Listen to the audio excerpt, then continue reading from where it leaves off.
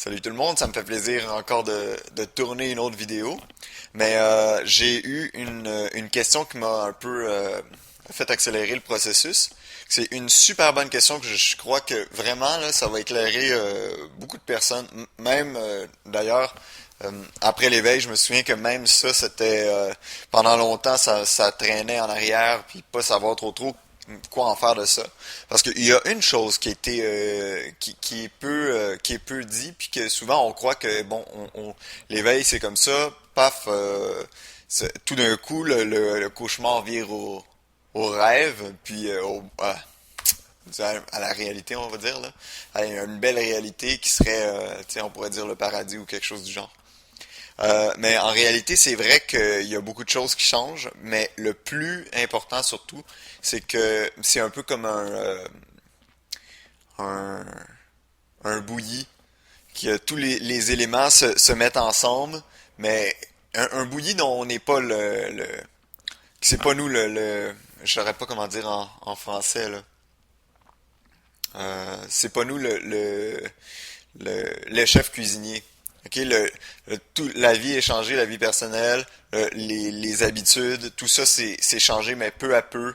Puis les bons ingrédients sont mis un petit peu par un petit peu, par un petit peu. Puis finalement, au fil du temps, on goûte à cette sagesse-là, ce truc qui grossit, puis qui s'approfondit sans arrêt. Ça, c'est quelque chose qui m'a toujours frappé d'ailleurs, que à chaque fois, à chaque jour, ben, plein de fois par jour, les affaires qui sortent, qui sont prêts à fleurir, les, des perspectives, des trucs qui arrivent comme des cadeaux du ciel. C'est vraiment extraordinaire de voir tout ça là. Donc, la question, c'est bonjour Yuri. Peut-on considérer qu'en tant qu'individualité, une des particularités infinies de la conscience que la conscience prend, nous avons une certaine autonomie. Donc, ça rapport à l'autonomie, l'impression d'individualité. Je vais y revenir, juste finir la question. Euh, Quand tu nous donnes des conseils, par exemple, cela nous sous-entend que tu t'adresses à une partie de nous qui peut être l'acteur, qui peut faire un choix. Si tout est conscience, alors les résistances, les égos, les moi sont aussi la conscience. Après, je vais reprendre chaque petite question puis je vais les aborder. Euh, ensuite, il dit, je comprends mieux, par exemple, les religions qui disent que Dieu a donné à son Fils le libre arbitre et il s'en est servi pour se couper de son Créateur. C'est comme ici la conscience avait créé le mental, qui a la capacité de se créer un monde à lui, et ce mental s'est ainsi coupé momentanément de sa source. Tu dis que cet amour infini nous supporte, quoi que nous fassions. Avec d'autres mots, c'est Dieu qui attend le retour de son Fils prodigue. Donc ça, c'était une autre question. Alors, bon, première question, est-ce qu'on peut considérer en tant qu'individualité, on a une certaine autonomie? Il y a une phrase justement qui m'est venue ce matin, puis que j'ai trouvé ça drôle parce que c'est réellement, c'est quelque chose qui est, c'est quelque chose qu'on veut tellement pas voir, puis euh, malgré que ça peut être inconfortant sur un côté, ça fait paniquer le mental. Mais c'est qu'avec la conscience, on pourrait dire avec la réalité, on peut utiliser les deux mots. Euh, Avec la conscience, soit tu vas avec elle, ou soit tu vas avec elle. Ensuite, il te reste le libre choix d'y aller en criant, en étant fâché ou avec le sourire aux lèvres. Ça te revient de droit. Mais donc l'autonomie qu'on a, c'est l'attitude vis-à-vis ce qui arrive maintenant. Mais naturellement, on n'a pas. Les pensées arrivent sans que. Ben, la plupart des pensées arrivent sans qu'on y ait pensé, là, sans qu'on ait voulu ces pensées-là qui arrivent. Là. Surtout quand on n'a pas décidé une nuit de se mettre à penser à ce truc qui nous dérange, ce problème qu'on croit existentiel qui pourrait bouleverser notre vie du tout au tout. On n'a pas décidé de plutôt que dormir tendrement dans notre lit, paniquer, trembler dans notre sommeil. On n'a pas décidé ça. C'est des choses qui arrivent Puis il y a beaucoup de monde avec qui on se met en contact, puis des fois il va y avoir des agressions. Le corps répond avec une espèce d'empreinte énergétique, on pourrait dire, ben, on va dire négative. Mais c'est pas la plupart des choses qui se produisent comme telles. En fait, il y a peu de choses qui nous donnent l'impression qu'on est l'acteur de ça, qui nous donnent l'impression qu'on est la cause première de ça, là. Il y a quelques ben, en fait, le plus on devient calme, le moins on devient le moins on cherche à trouver des preuves que la conscience est là, qu'elle fait ça comme ça. Le moins on cherche à faire une investigation, le plus ces détails-là nous viennent flotter proche de notre champ de conscience, puis on devient à percevoir ces choses-là. Le plus on devient alerte aux habitudes qu'on n'avait pas l'habitude euh, de, de, de saisir, qu'on a un contrôle dessus.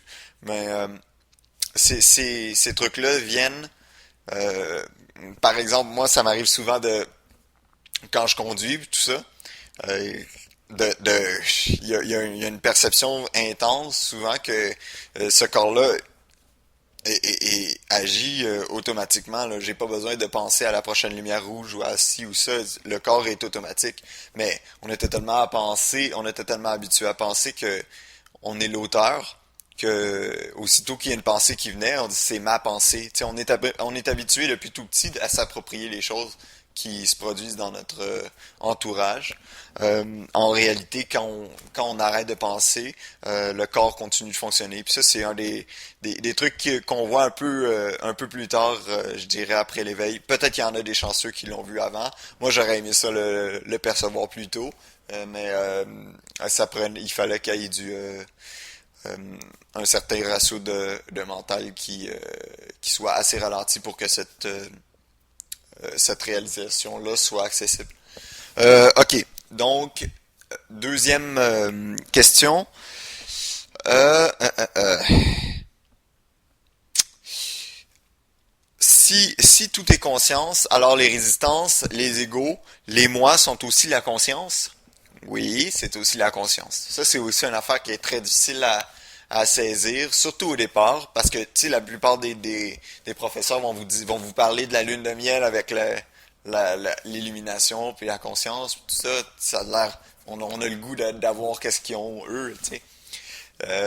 Ça a l'air agréable, ça a l'air doux, ça a l'air paisible, ils ont jamais l'air d'avoir de problème, jamais l'air d'avoir de friction à l'intérieur d'eux. Euh, c'est bien sûr la lune de miel, c'est une partie qui vient, euh, mais au départ, elle vient pas toute seule, elle vient avec une autre partie qui est justement, il reste de la résistance, des égos, des trucs comme ça, il reste des trucs qui eux continuent à se manifester. Puis à cause qu'on est habitué à attendre que la conscience était amour, paix, tout ça, mais quand on arrive, on s'imagine que le sentiment de bien-être, l'euphorie qu'on a quand on sent l'unité, une expérience, c'est vraiment euphorique, là. C'est vraiment une expérience très intense qui peut se reproduire constamment, là, aussitôt qu'on pourrait dire qu'on s'en va en méditation, là, même si en réalité l'objectif de la méditation, c'est de l'être constamment, là. Cette expérience-là, c'est une expérience, mais souvent, à cause qu'on va l'attribuer à qu'est-ce qu'on entend des professeurs, ce avec quoi on était vendu à l'illumination, puis on va considérer que les trucs à positifs qu'on ressent, qu'on expérimente, eux sont le fruit de la conscience. Puis les trucs négatifs, les trucs l'ego, les trucs négatifs, ça c'est l'ego, puis c'est la conscience est pas là. Donc on subit on subit une réalité qui est extrêmement jouissive sur un certain aspect, puis sur l'autre aspect extrêmement dévastatrice. C'est en fait c'est ça prend un certain temps, mais c'est l'ego. Les deux, c'est l'ego. L'ego considère que cette expérience-là est vraie, c'est la bonne, que c'est la vérité, puis que cette expérience-là est pas la bonne. Naturellement, c'est pas en prenant plus de la bonne expérience qu'on va avoir moins de la mauvaise expérience. Ça, c'est quelque chose c'est un mur souvent qu'il faut franchir pour découvrir que toute cette expérience-là, les deux, que ce soit positif, négatif, résistance, amour, tout ça, c'est l'expérience comme telle est dans le même bateau là. C'est pas parce que c'est positif ou négatif, parce que c'est agréable ou désagréable, que l'un est vrai puis que l'autre est faux. Les deux, l'expérience comme telle doit être vue avec un œil de vérité relative. C'est-à-dire que ça fait partie du mental. C'est une construction du mental. Il faut aller au-delà des deux. Puis d'ailleurs, c'est un excellent exercice quand il y a de la résistance, puis tout ça, les égos, les moi, tout ça, comme monsieur ici mentionne, d'aller au-delà des deux, de seulement les percevoir, mais bon, ok. Pourquoi on dit de percevoir, de seulement percevoir, d'être l'observateur? C'est parce qu'il y a un moment, ok, puis ça va vous arriver, c'est sûr, sûr, sûr. Il y a un moment où il y a un déclic, ok? Puis on le voit pas venir. On croit que c'est inutile faire juste de l'observation comme ça, mais on le voit pas venir. Puis pourtant, c'est vraiment important. Euh, il y a un moment, à force de percevoir des choses, puis de les comprendre comme mouvantes, puis pas durables, donc donc une partie de l'expérience. Euh, il va y avoir une espèce de regroupement de toutes ces choses-là. OK? Comme si vous comptiez euh, comme si vous comptiez des paquets de 10 par exemple. OK? Des paquets de 10 de billes, mettons. OK? Donc, vous prenez les 10 premières billes, vous les envoyez d'un côté. Au début, vous comptez les 10. Plac, plac, plac, plac, plac. Voilà. Deuxième, vous comptez les 10, paquet de 10. Troisième, vous comptez les 10. À un moment donné, vous allez savoir à peu près le nombre de billes que ça prend. Fait que vous n'aurez pas besoin de compter un par un pour les mettre là-dedans. Vous allez en prendre un petit paquet, confirmer que c'est 10, clac, clac, clac. Vous allez sauver du temps. Mais c'est un peu ça que ça fait. L'exemple est peut-être pas parfait, c'est sûr. Là. Mais c'est un peu. C'est ça que ça fait. C'est à force de percevoir des objets, des objets, des objets, à un moment donné, il y a un basculement. Puis tous ces objets-là sont identifiés sur le champ, ok? Puis tous les objets restants, le monde, l'expérience, tout ça va dans le même bateau. Puis le mental est enfin regroupé. Puis là, il n'y a plus de possibilité que le mental nous emmène en bateau avec ces expériences parce qu'ils sont tout de suite perçus comme faisant partie de l'expérience. C'est vraiment une des coupures importantes qui se produit dans cet exercice-là. Ok, on va aller à l'autre question. Ok.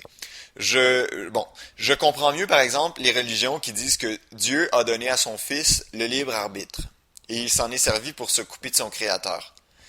C'est comme si la conscience avait créé le mental qui a la capacité de créer un monde à lui et ce mental s'est ainsi momentanément coupé de sa source. Euh, c'est bon, naturellement, c'est pas la question. La question, c'est, tu dis que cet amour infini nous supporte quoi que nous fassions. Avec d'autres mots, c'est Dieu qui attend le retour de son Fils prodige. En fait, je vais essayer de faire un wrap-up pour ça, mais Dieu attend rien de nous. Okay, Dieu attend rien de personne. Dieu, c'est la conscience est une loi. Elle est pas euh, comment dire.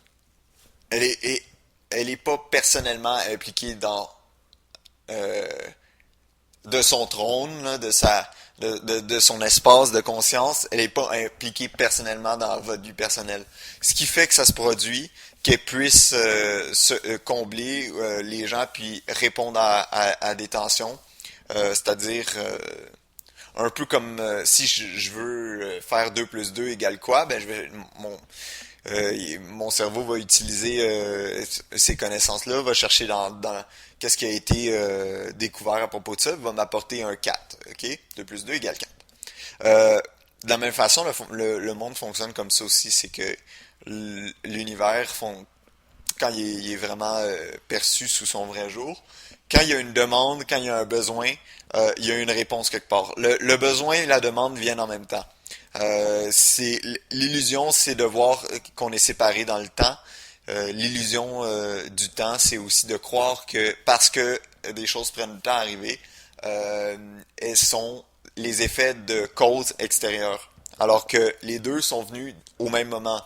Dès qu'il y a dès qu'il y a un besoin, une tension, un problème au niveau du corps, une instabilité ou quelque chose, il y a déjà la situation qui est prise en main par l'infini, puis qui va, d'une façon ou d'une autre, va être résolue. Ça, dans le temps, là, ça c'est une règle d'or. Et c'est pour ça qu'on dit que le mental a son propre monde. Parce que le mental vit déconnecté de cette vit absorbé dans cette illusion-là, déconnecté de cette unité-là qui arrive maintenant. Euh, le monde du mental est un monde c'est vraiment le mental. C'est si j'aimerais imaginer ça du mieux possible, ça serait ça serait un, un, un un passager, ok? Un passager, comme un mental serait une personne, serait le passager, puis tu aurais le conducteur, ok? Puis le mental serait concerné par devra tourner ou ne pas tourner, ou bien s'il va arriver à destination, ok? Ça serait une image assez proche de ce qui en est. C'est que le mental est pas du tout en position de décider si il va devoir tourner ou pas, mais il croit que oui.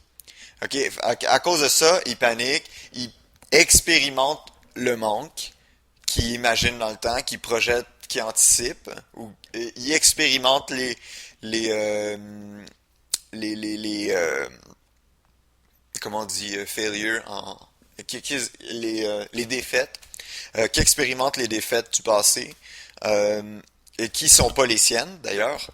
Ça, c'est quelque chose qui est toujours drôle à percevoir, mais c'est que le mental prend la responsabilité pour tellement de choses qui ont pas, dont il n'est pas l'auteur. Puis ensuite, il est concerné pour qu'est-ce qu'il va faire avec ça. Mais ces choses-là vont s'occuper d'eux-mêmes. Il y a pas besoin de paniquer avec ça. Puis pourquoi le monde crée son mental, c'est le monde crée pas réel. Pourquoi le mental crée son monde? Le mental ne crée pas son monde comme tel. Okay? Il est supporté par le même monde que tout le monde. Il est supporté par la vie. Jusqu'à maintenant, chacun de vous, qu'importe à quel point vous avez été inconscient, vous avez été supporté par cette énergie-là, cette intelligence-là. Ça, c'est indubitable. Vous pouvez pas dire le contraire. Qu'importe par quoi vous a fait passer pour que vous puissiez grandir puis en arriver ici à maintenant à la prise de conscience de votre identité. Mais l'illusion, c'est de croire qu'on est séparé de cette énergie-là. Là. L'illusion, c'est d'expérimenter tout ça par la peur, par l'impression qu'on n'est pas en sécurité. Puis souvent aussi, c'est ce qui va faire ce qui va être blessant pour la personne, c'est pas Dieu lui-même ou la conscience elle-même qui va mettre quelqu'un dans un truc juste pour la blesser, pour la punir de ce qu'elle a fait. C'est que par la réaction, les réactions du mental sont toujours, ils ont toujours une certaine part d'autodestruction pour soi et pour les autres. Euh, le stress en est un exemple, mais il y a toutes sortes de choses les accidents de route, il y a plein de choses que, par exemple, quelqu'un peut avoir, je sais pas, peut interpréter qu'une voiture va tourner, tu sais, juste parce qu'elle est paniquée puis que dans le fond d'elle, elle se sent jamais en sécurité, elle peut décider de son mental, réagir, puis par l'illusion, être victime d'un accident comme ça. Ces accidents-là, c'est toujours des rappels à devenir plus conscient. Mais c'est pas un monde qui est soutenu.